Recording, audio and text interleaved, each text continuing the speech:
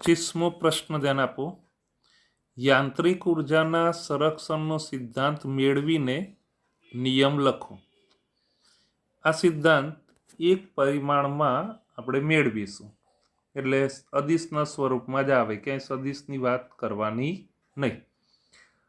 સંરક્ષી બળ એફની અસર હેઠળ પદાર્થ ડેલ્ટા એક્સ જેટલું સ્થાનાંતર કરે તો કાર્ય ઉર્જા પ્રમેય, એટલે આ ડબલ્યુ એટલે વર્ક એનર્જી, કાર્ય ઉર્જા। તો કાર્ય ઉર્જા પ્રમેય અનુસાર ડેલ્ટા કે બરાબર એફ એક્સ ડેલ્ટા એક્સ। આગળ વાત આવી ગઈ। આમ તો ગતિ ઉર્જાનો ફેરફાર એટલે કાર્ય તરીકે કહેવાય ને, અને કાર્ય એટલે એફ સ્થાનાંતરને અનુરૂપ લાગતું બળ, તો એફ એક્સ ડેલ્ટા એક્સ, એટલે ડેલ્ટા કે બરાબર શું થયું? F x delta x. પણ સંરક્ષી બળો માટે સ્થિતિ ઉર્જાની વ્યાખ્યા અનુસાર માઇનસ ડેલ્ટા વી બરાબર એફ એક્સ ડેલ્ટા એક્સ। તો સમીકરણ 1 અને 2 એની જમણી બાજુના પદો સરખા છે, એટલે 1 અને 2 ને સરખાવતા, એટલે 1 અને 2 ઉપરથી ડેલ્ટા કે બરાબર માઇનસ ડેલ્ટા વી। આ માઇનસ ડેલ્ટા વી ને ડાબી બાજુ લઈ જઈએ એટલે થાય શું? ડેલ્ટા કે પ્લસ ડેલ્ટા વી બરાબર 0। તો ડેલ્ટા આમ તો કોમન ન કઢાય, પણ ફેરફારને અહીંયા આપણે આમ કહીએ તો કે પ્લસ વી બરાબર 0 થયું કહેવાય। તો ગતિ ઉર્જા અને સ્થિતિ ઉર્જાના ફેરફાર એનો સરવાળો 0 છે। તેનો અર્થ એવો થયો કે ગતિ ઉર્જા અને સ્થિતિ ઉર્જાનો સરવાળો અચળ છે। ફરીથી ધ્યાન આપજો, આ ગતિ ઉર્જાનો ફેરફાર અને આ સ્થિતિ ઉર્જાનો ફેરફાર એનો સરવાળો 0 છે, એટલે કે ગતિ ઉર્જા અને સ્થિતિ ઉર્જા એનો જે પણ ફેરફાર થાય છે ફેરફાર 0, એટલે કોઈ ફેરફાર થતો નથી એવું બોલાય ને। તો એ ફેરફાર થતો નથી એટલે કોન્સ્ટન્ટ રહે છે, એટલે કે એક ધારું રહે છે, એટલે અચળ રહે છે, એટલે કે પ્લસ યુ બરાબર અચળ। એટલે કાયમી ધ્યાન રાખજો કે ગતિ ઉર્જા અને સ્થિતિ ઉર્જાના ફેરફારનો સરવાળો 0 અને ગતિ ઉર્જા અને સ્થિતિ ઉર્જાનો સરવાળો અચળ। આ વાક્ય અગત્યનું ધ્યાન રાખી લેજો, એટલે કે પ્લસ વી બરાબર અચળ। હવે જો પદાર્થની ગતિ એક્સઆઈ એટલે પ્રારંભિક સ્થાનથી એક્સએફ એટલે અંતિમ સ્થાન સુધી થતી હોય, તો એક્સઆઈ સ્થાને ગતિ ઉર્જા અને સ્થિતિ ઉર્જાનો સરવાળો કેઆઈ પ્લસ વી એક્સઆઈ, અને અંતિમ માટે એક્સએફ એના સ્થાને આ સરવાળો એક્સએફ, એની ઉપરથી અહીંયા કેએફ વત્તા વી એક્સએફ। ટૂંકમાં આ પ્રારંભિક એને અનુરૂપા અને અંતિમને અનુરૂપા।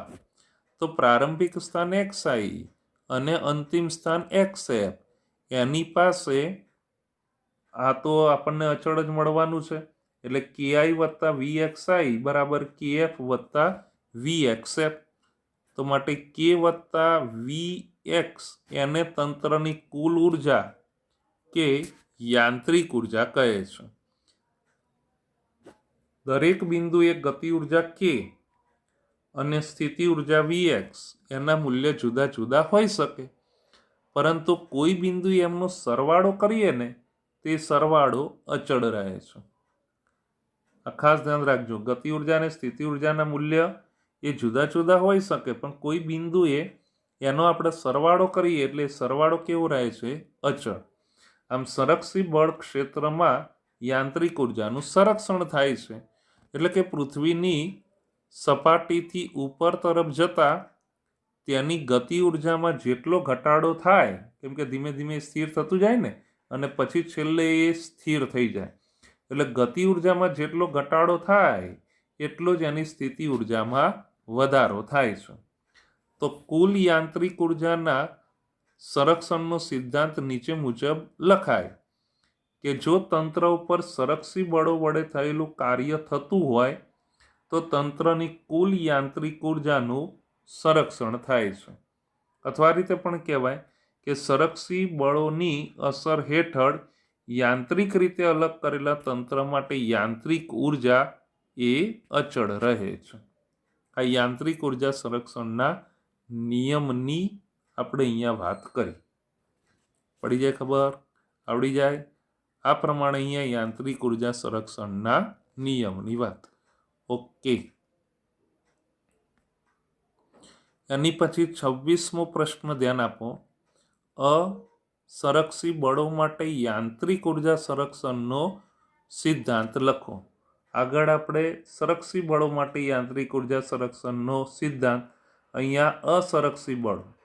તો અસંરક્ષી બળો તરીકે કોણ છે? ઘર્ષણ બળ. તો અસંરક્ષી બળો જેવા કે ઘર્ષણ બળો લાગતા હોય તો પદાર્થની ગતિ દરમિયાન ઘર્ષણને કારણે ઉષ્મા ઉર્જા ઉત્પન્ન થાય અને પદાર્થનો વેગ ઘટે. તેથી ગતિ ઉર્જા ઘટે છે. કેમ કે 1/2mv² વેગ ઘટે એટલે ગતિ ઉર્જા ઘટવાની. પરિણામી યાંત્રિક ઉર્જા સંરક્ષણનો નિયમ નીચે મુજબ મળે કે K + V + Q બરાબર શું રહેવાનું? અચળ. આ પ્રમાણે અહીંયા રહે. જ્યાં Q એ શું છે? તો ઘર્ષણના કારણે વ્યય પામતી ઉષ્મા ઉર્જા. ટૂંકમાં જેટલી પણ ઉર્જા હોય એ દરેકનો સરવાળો કેવો રહેવાનો? અચળ. એટલે કુલ ઉર્જા એટલે કે યાંત્રિક ઉર્જા સંરક્ષણનો એ સિદ્ધાંત થયો એવું કહેવાય. બરાબર. આગળ માત્ર શું હતું? ગતિ ઉર્જા અને સ્થિતિ ઉર્જા. અહીંયા ઘર્ષણ બળ લાગ્યું એટલે એને પરિણામે એમાં ઉષ્મા ઉર્જા ઉત્પન્ન થઈ એટલે વધતા ઉષ્મા ઉર્જા એ પણ આપણને કેવી મળવાની? છેવટે અચળ જ મળે. તો આ રીતે અહીંયા આપણે કહી શકાય. ઓકે.